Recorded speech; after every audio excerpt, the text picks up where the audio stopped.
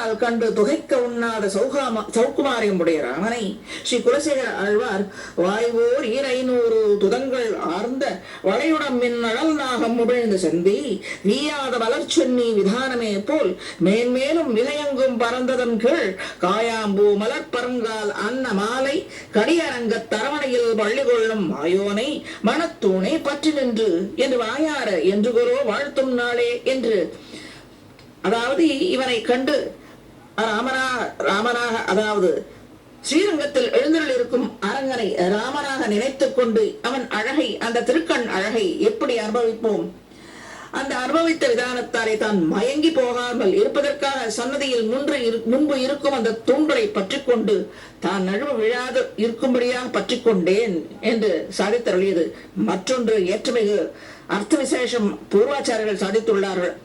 அந்த தூண்கள் எம்பெருமானின் அதாவது திருவடியாகவே கொண்டுள்ளனர். ஆக நாம் விழுந்து விடாமல், இந்த சம்சாரத்தினின்று விழுந்து விடாமல் இருக்க தூக்கி விடுவதற்காக அவன் அந்த பாதங்களே அவ்விடத்தில் தூண்களாக அமைந்துள்ளதாக சாதிப்பர். ஆகவே இன்னும் ஞாபகம் வைத்துக் கொள்ளுங்கள் ஆசிரியர்களே, பக்தர்களே, இன்னும் ஒரு முறை ஸ்ரீரங்கத்தில் சென்றால் அந்த சன்னதியில் உள்ளே போகும்பொழுது அங்கே இருக்கும் 2 தூண்களை, மனத்தூண்களை பற்றி கொண்டு அவன் திருவடியை பற்றி இருப்பது போலதான் அங்கே இவ்விடத்தில் சாதித்தருளியுள்ளது.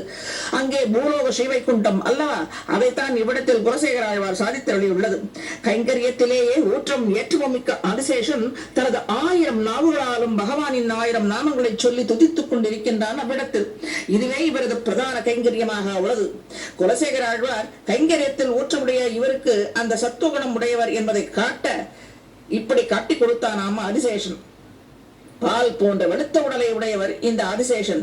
எல்லா அவதார தசைகளிலும் பெருமாளிடத்திலே உள்ள பாரிவின் மிகுதியாலேயும் பகவானின் அர்ச்சை திருமேனியையும் எதிரிகள் வந்து அணுக ஒண்ணாதபடி எப்போதும் விஷ ஜுவாலையை, அதாயில் அழலை தனது வாயினின்று கக்கிக் கொண்டே இருக்கின்றார்.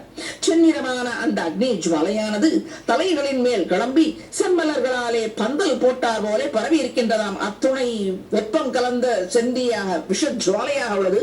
இப்பொழுது ராமனை அழகாக, அதாவது ஆபரணங்களுக்கு அழகூட்டும் பெருமான் என்றால் இவன் தானோ என்னவோ, அந்த வில் என்ன அம்பு என்ன என்ற அழகுடன் ஒரு சிரித்தோகத்தோடு நாம் காண முடிகிறது. ஆபரணங்களுக்கே அழகூட்டும் பெருமானாக எழுந்தருளி நம்மை காத்து கொண்டிருக்கின்றான். பக்கத்திலே லக்ஷ்மணன் எம்பெருமானை காக்கும் பொருட்டு இந்த ஆதிசேஷன் போதாது என்று ஆதிசேஷன் அவதாரமாக இருக்கும்படியான இந்த லக்ஷ்மணன் பக்கத்திலே எழுந்தருளி இருக்கிறான்.